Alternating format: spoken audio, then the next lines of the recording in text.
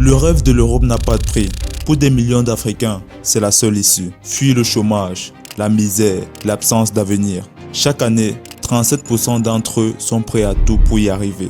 À vendre leur terre, à hypothéquer leur maison, à s'endetter auprès de toute leur famille. Laetitia Fotios l'avait compris. Qui se cherchent et qui n'ont pas beaucoup d'argent à investir dans une procédure de voyage. Je vais d'abord parler des opportunités pour des travailleurs et je vais parler des opportunités pour des étudiants. L'influenceuse TikTok camerounaise, elle vendait ce rêve, littéralement. Des présentations pour l'immigration, Canada, Suisse, Italie, des contrats de travail qui vous attendent là-bas. Il suffit de payer et les gens ont payé. Les enfants en Suisse pour un contrat de travail de 4 ans. Les enfants, on est venu la rencontrer, verser de l'argent. On parle de combien? 4,5 millions par rapport à moi, la maman de la victime. 4,5 millions pour d'autres, 3 millions pour d'autres, 4 millions. Donc ça dépend de tout un chacun. 30 millions, 3 millions, 4 millions, 5 millions de francs CFA, équivalent de 10 ans de salaire minimum, des centaines de victimes, un bâtiment transformé en grand laboratoire du faux, une arnaque qui a détruit des familles entières. Laetitia Fotios n'a rien inventé. Des légendes de la musique africaine ont été condamnées pour les mêmes faits depuis 20 ans. Des acteurs adorés, des célébrités, des militants anticorruption, des agents gouvernementaux, tous ont vendu le même rêve. Tous ont empoché des milliards. Alors pourquoi ça continue? Pourquoi des gens intelligents, éduqués, tombent dans le piège encore et encore? Et surtout, qu'est-ce qui rend ce business si impossible à arrêter? Partie 1. L'influenceuse vendeuse d'illusions.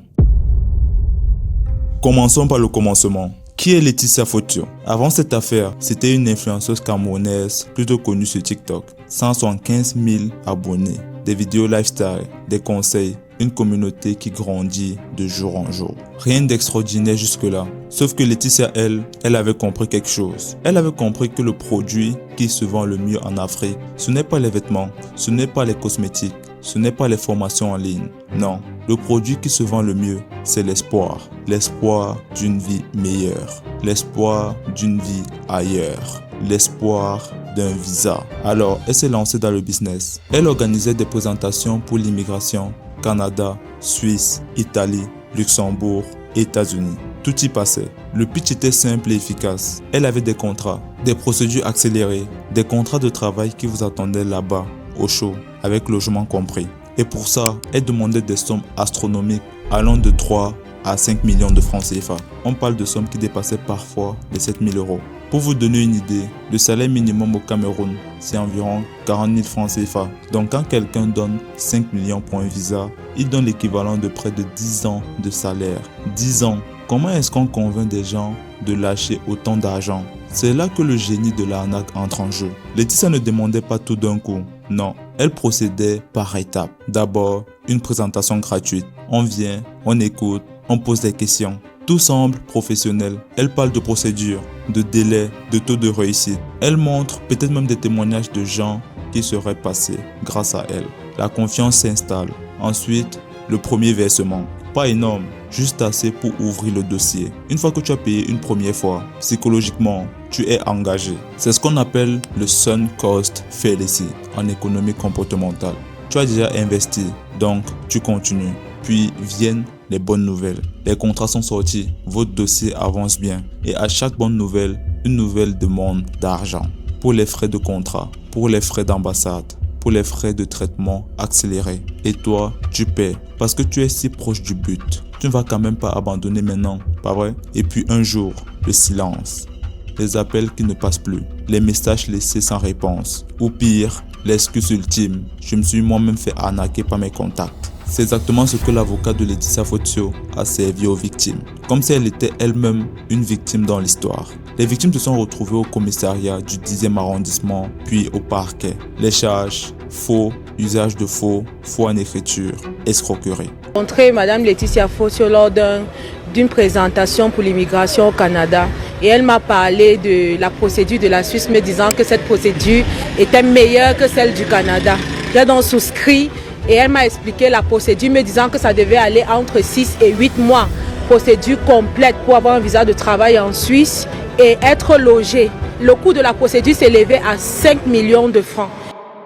Un bâtiment qui était censé être un centre de formation professionnelle, s'est révélé être, je cite, un grand laboratoire du faux. Mais au-delà des chiffres et des procédures judiciaires, il y a des vies brisées, des gens qui ont vendu des terrains familiaux, des parents qui ont hypothéqué leur maison, des jeunes qui sont endettés auprès de tontines. Tout ça pour des documents qui ne valent même pas le papier sur lequel ils étaient imprimés. Et le pire, la majorité des victimes ne parleront jamais, par honte, par peur du regard des autres. Parce que dans nos sociétés, avouer qu'on s'est fait arnaquer, c'est presque pire que de perdre de l'argent. On estime que seuls 10% des victimes de ce type d'arnaque osent aller devant la justice. Partie 2, un phénomène général. Ok, on pourrait se dire que Laetitia Fotio, c'est un cas particulier, une influenceuse qui a dérapé, un incident isolé. Mais non, ce qui se passe au Cameroun, c'est exactement la même chose qui se passe au Sénégal, en RDC, en Algérie, partout sur le continent. Et parfois, les arnaqueurs sont des gens qu'on n'aurait jamais soupçonnés. Restons d'abord au Cameroun avec un autre cas. Major AC, de son vrai nom, AC Elundu. Si vous suivez le cinéma camerounais, vous le connaissez forcément. C'est une figure du monde du spectacle, connu notamment pour son personnage de Zomloa, un acteur respecté, aimé du public. Sauf qu'en août 2022, les plaintes commencent à tomber. À la Légion de gendarmerie du centre, au CED, les témoignages s'accumulent. Major AC aurait collecté des sommes importantes en échange de promesses de voyage vers l'Europe et le Canada. Une victime affirme avoir remis 150 000 francs CFA pour un visa France qu'elle n'a jamais vu. Et quand les victimes ont essayé de le contacter pour avoir des explications, vous savez ce qu'il a fait? Il a imité la voix de son personnage, Zomloa, pour se moquer d'elle. L'acteur qui fait rire tout le Cameroun utilisait son talent pour tourner ses propres victimes en ridicule. Mais attendez, parce que le cas le plus emblématique, celui qui prouve que ce phénomène dure depuis des décennies, c'est celui de Papa Wemba. Oui, Papa Wemba, le roi de la rumba congolaise. L'une des plus grandes légendes de la musique africaine. En décembre 2001, la police des frontières françaises remarque quelque chose de bizarre à l'aéroport de Roissy. 127 personnes débarquent, dont 90 qui se réclament de groupes folkloriques venus participer à la nuit du Congo et de l'Afrique du 31 décembre à Bercy. Tous ont des permis de travail en règle. Tout semble normal, sauf un détail. La plupart n'ont ni instrument, ni tenue de gala. Comment des musiciens peuvent-ils voyager sans leur instrument? La police creuse, et ce qu'elle trouve est hallucinant. En février 2003, rebelote à Bruxelles. 15 Congolais atterrissent à l'aéroport de Zaventem en prétendant être les musiciens de Papa Wemba pour leur semaine africaine. Aucun d'entre eux ne possède d'instrument. Aucun ne connaît une seule chanson de Papa Wemba. Sous interrogatoire, ils finissent par avouer. Ils avaient acheté leur papier à la secrétaire de Papa Wemba pour 3 500 € chacun. Papa Wemba est arrêté à Paris, incarcéré pendant 3 mois et demi. Au procès, il se défend. Il dit, je cite, « Beaucoup de gens ont profité de mon nom. Quand on est à cette hauteur, on ne voit pas ce qui se passe en bas. J'ai été trop naïf. » Une défense qui ne convainc pas le tribunal. Le 16 novembre 2004, le tribunal correctionnel de Bobigny le condamne à 30 mois de prison, dont 4 fermes déjà purgées, et 10 000 € d'amende pour aide au séjour irrégulier de clandestins sous couvert d'activité musicale. 8 autres membres de son entourage, dont sa propre femme, sont également condamnés. Et ce n'est pas fini. En 2012, la justice belge le condamne à nouveau à 15 mois de prison avec sursis et 22 000 € d'amende pour les mêmes faits. Ce qui est fascinant dans l'affaire Papa Wemba, c'est qu'elle révèle un système bien rodé. Les artistes africains qui tournent en Europe et en Amérique ont longtemps été vecteurs d'immigration clandestine, sous couvert de tournées musicales. Des dizaines de faux musiciens passaient les frontières et tout le monde le savait. C'était un secret de polichinelle dans le milieu du showbiz africain. Maintenant, direction le Sénégal, pour peut-être le cas le plus ironique de tous, Kilifeu et Simon. Si ces noms ne vous disent rien, ce sont des figures emblématiques du mouvement Y'en a marre. Vous savez, ce phénomène citoyen qui s'est fait connaître en luttant contre la corruption, en défendant la démocratie, en prônant un nouveau type de Sénégalais, plus vertueux, plus honnête. En juillet 2021, une vidéo fuite sur le site leral.net. On y voit clairement Kilifeu recevoir 2 millions de francs CFA en échange de services liés à l'obtention de visa. Une autre vidéo montre une transaction similaire. Les chantres de la morale pris en flagrant délit. L'affaire éclate au moment même où un autre scandale de trafic de passeports diplomatiques secoue l'Assemblée nationale sénégalaise, avec l'implication de 3 députés de la mouvance présidentielle. Le timing est terrible pour les activistes. Le mouvement Y en a marre crie au complot. Je cite, « C'est Macky Sall qui veut nous faire taire. » Peut-être, mais les vidéos sont là. L'argent a bien changé de main. On a vu la transaction s'effectuer en direct. Et pour des activistes qui ont bâti leur réputation sur la priorité morale, se retrouver empêtré dans une affaire de trafic de passeports, c'est la chute de trop haut. Ce cas illustre parfaitement quelque chose. Ce business est tellement lucratif, tellement ancré dans les pratiques, que même ceux qui sont censés incarner le changement finissent par y succomber. Si les gardiens de la morale s'y mettent, qu'est-ce que ça dit de l'ampleur du phénomène? Traversons la Méditerranée, ou plutôt restons de ce côté-ci, avec les victimes algériennes en France. En 2022, un réseau d'arnaqueurs cible spécifiquement les Algériens sans papier vivant en France. Leur méthode, TikTok évidemment. Le piège est classique mais efficace. Un influenceur algérien, un chanteur de rail, fait la promotion de vraies déclarations d'embauche qui garantiraient une régularisation en Italie.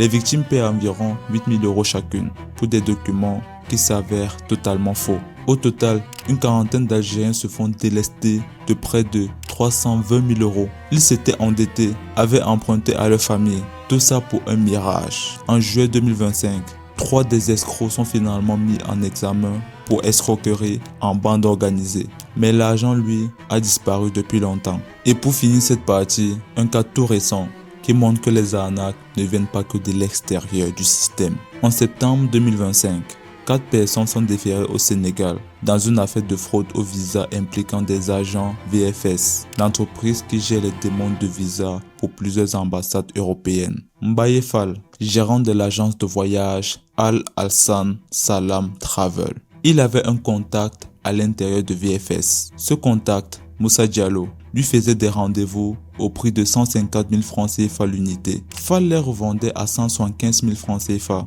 aux candidats, empochant 25 000 francs CFA de commission par personne. Mais ce n'est pas tout. Pour maximiser les chances d'obtention du visa, les escrocs inséraient dans les dossiers un faux document de formation doctorale estampillé INSEC, Grande École Paris. C'est cette fausse attestation qui a fini par éveiller les soupçons des services consulaires et fait tomber tout le réseau. Ce cas est particulièrement grave parce qu'il montre que la corruption a pénétré jusqu'à même les organisations censées filtrer les demandes. Si ceux qui contrôlent les visas sont de mèche avec les arnaqueurs, comment les victimes peuvent-ils se protéger?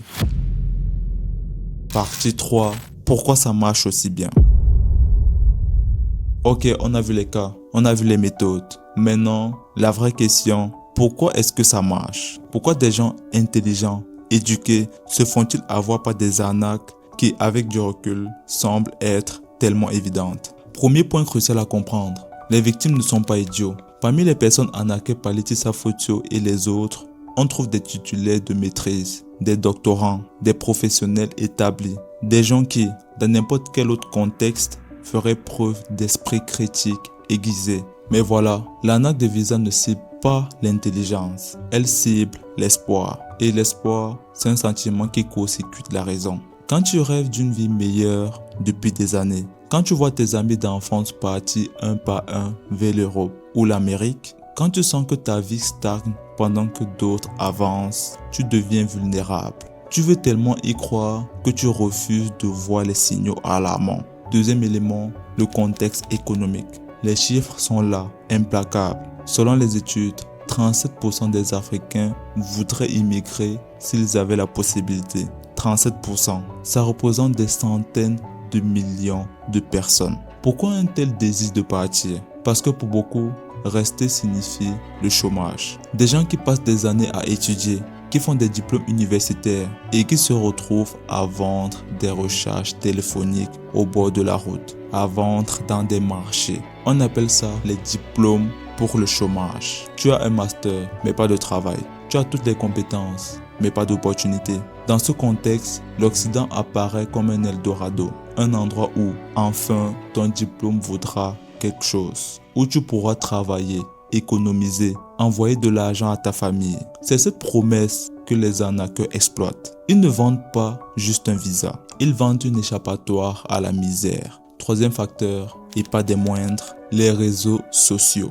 TikTok, Instagram, Facebook ont complètement transformé la perception de l'Occident en Afrique. Chaque jour, des milliers de vidéos montrent des Africains de la diaspora dans leurs appartements européens, leurs voitures, leurs vacances, les benguis quoi. Le message implicite est clair. Regarde ce que tu rates en restant là-bas. Ce qu'on ne voit pas, évidemment, c'est la galère, les années de travail précaires, la discrimination, les hivers glaciaux, les logements minuscules et le fait même que la plupart de ces benguistes souffrent. Et j'en sais quelque chose, vous n'avez même pas idée. À longueur de journée, vous voyez des statuts sur WhatsApp, en story Instagram. Vous les voyez dans de beaux endroits, dans des paysages européens, mais vous n'imaginez même pas à quel point ils souffrent. Non, on ne voit que le résultat final, la success story. Et cette image déformée crée une pression énorme sur ceux qui sont restés au pays. Les arnaqueurs ont parfaitement compris ça. C'est pourquoi ils opèrent principalement sur les mêmes plateformes. TikTok est devenu un terrain de chasse privilégié.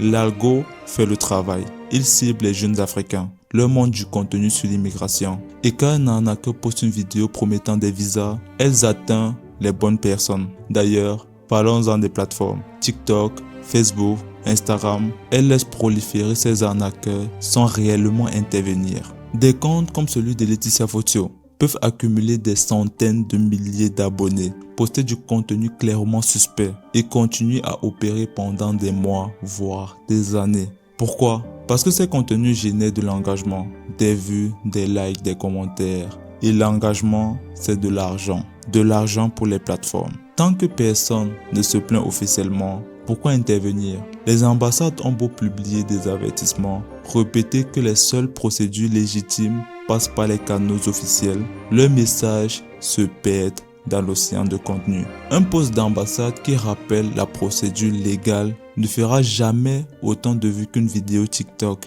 qui promet un visa en 3 mois. Et puis il y a le facteur culturel. Dans nos sociétés, se faire arnaquer est une honte personnelle, une honte familiale. Si tu t'es fait avoir, c'est que tu es naïf, c'est que tu es bête, bien bête, comme on dit au Cameroun. Personne ne veut porter cette étiquette. Au résultat, la majorité des victimes se taisent. Elles avalent leur perte. Elles inventent des excuses pour expliquer pourquoi leur voyage n'a pas eu lieu. Et elles tournent la page. Cette omerta protège les arnaqueurs. Puisque peu de plaintes sont déposées, peu d'enquêtes sont ouvertes. Et le business continue. On estime que moins de 10% des victimes d'arnaqueurs au visa osent porter plainte. Ça veut dire que pour chaque cas médiatisé, comme celui de Laetitia Fotio, il y a probablement 9 autres qui restent dans l'ombre. 9 autres Laetitia Fotio qui opèrent tranquillement parce que leurs victimes ont trop honte de parler.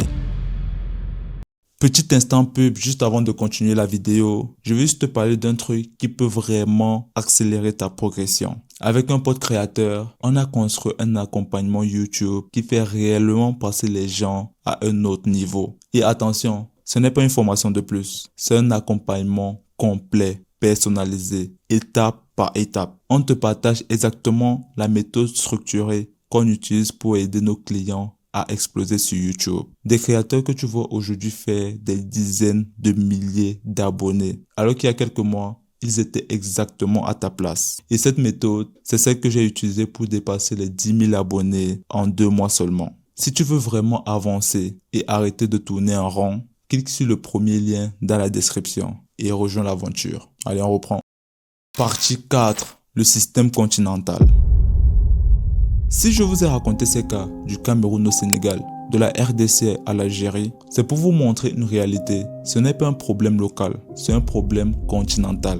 Et les mécanismes sont exactement les mêmes partout. Que ce soit à Douala, à Dakar, à Kinshasa ou à Alger, le scénario est toujours le même. Un influenceur ou une personnalité connue qui inspire confiance, une promesse de visa vers un pays occidental, un paiement échelonné qui augmente progressivement, de faux documents produits pour maintenir l'illusion. Et puis le silence, la disparition ou l'excuse bidon. Les montants aussi se ressemblent étrangement. Entre 3 et 8 millions de francs CFA, soit l'équivalent de 5 à 12 000 euros. C'est le sweet spot des arnaqueurs. Assez pour que ça vaille le coup. pas assez pour que les victimes aillent jusqu'au bout des procédures judiciaires. Les profils des victimes aussi sont similaires. Des jeunes diplômés sans perspective, des parents qui investissent dans l'avenir de leurs enfants, des travailleurs qui veulent rejoindre leur famille installée en Europe, des gens normaux avec des rêves normaux, exploités par des prédateurs sans scrupules. Ce qui est peut-être le plus troublant, c'est la permanence de ce phénomène.